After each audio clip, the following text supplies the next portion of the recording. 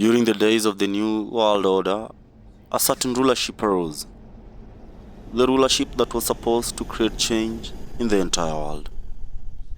But this could not happen unless all the powers of the world united. This is the conglomerates. In their home, Jasmine and Laden are at the golf court. The kids are playing badminton on the court at the extreme end. What do you think about this coming election? Asks Laden. I don't think the grounds are fair enough for competition, and I'm certain you know why. Before Laden could answer, the plane lands and rides over the runway and stops a few meters away from them. The campaign manager, Mr. Bauer, and his campaign secretary, Wangui, are walking on Muigai's right.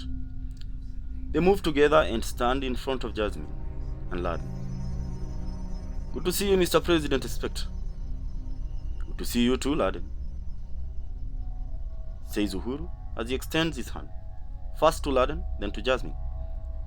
What brings you into my home? I thought you are so held up with the campaign by now.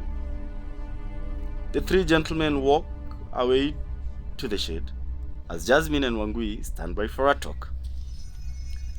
At the military camp in Anyuki, the security meeting in regard to the state of security in Ukraine just convened. Eric is the chair.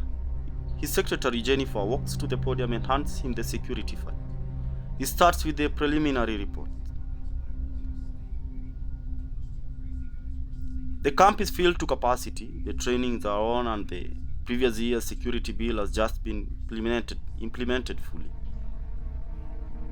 The veterans have already read a sign. The newies are in dilemma. Well, Laden, I think something just suddenly started happening with the polls. Until today noon, everything seemed to be going on well, says Uhuru. Then he proceeds. But the polls changed this afternoon.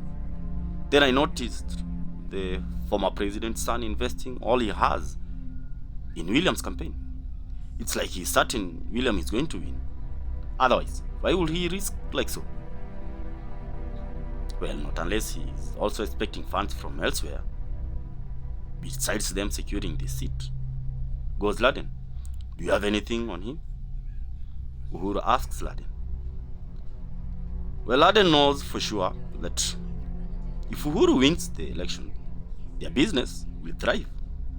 If his ideologies are anything to go by. How about I make a few calls, then see what I can do?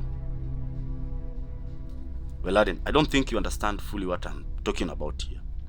Before I leave this compound, I need to know that my campaign is going to survive another day. So if there is something you can do it now, kindly. Jack, can I have a moment with you? Says Laden. Bauer stands up and they walk with Laden off the shed. Well, I have a way to help, goes Laden, but it's gonna need breaking into a classified government facility which has now been personalized by the party in question. The former president's son? Asks Jack. Yes. That will be so helpful.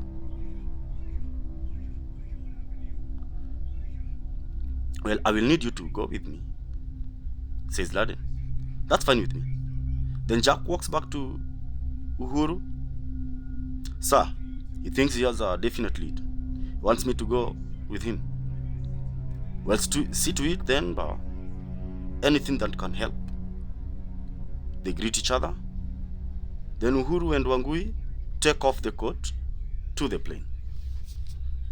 As Jasmine joins them, babe, I think we break into the Mercury facility in Ngong.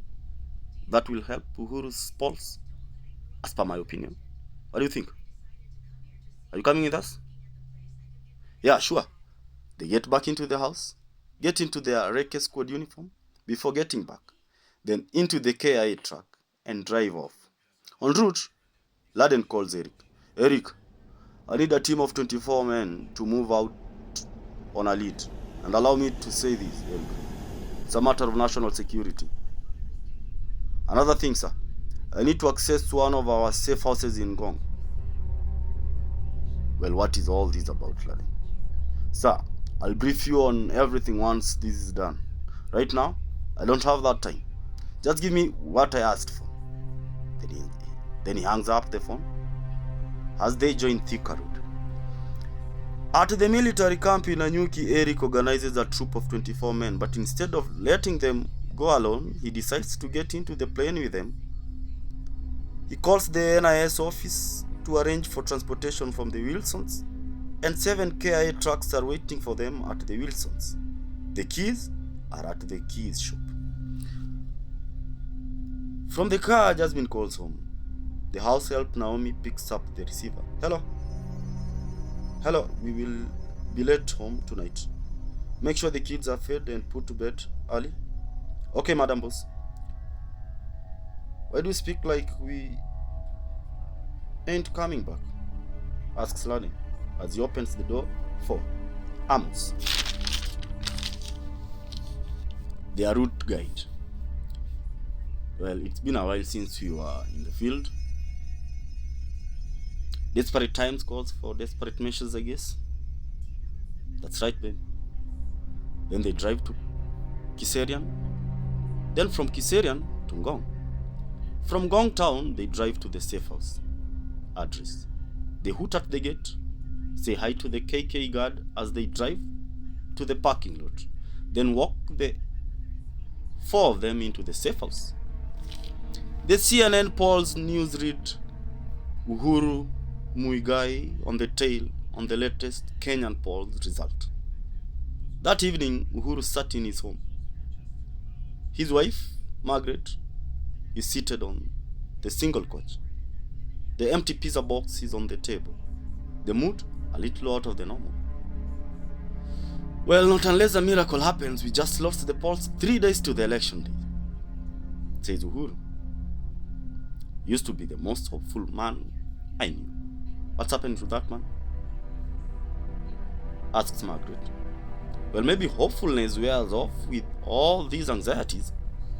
At the Wilson's airport, 24 men, not counting Eric, get out of the plane. Sergeant Choda, Sergeant Ken Okoth, Sergeant Ous, Sergeant Trigan, Sergeant Brian, Sergeant Sarah, Sergeant Tokyo, Sergeant Luda, Sergeant Bemba, Sergeant Kimani, Sergeant Niga, Sergeant Ustad, Sergeant Machuani, Sergeant Korogosto, Sergeant Matheru, Sergeant Twiki, Sergeant Kemunto, Sergeant Rashid, Sergeant Robert, Sergeant Mashirima, Sergeant Jamal, Sergeant Jones, Sergeant Chronix.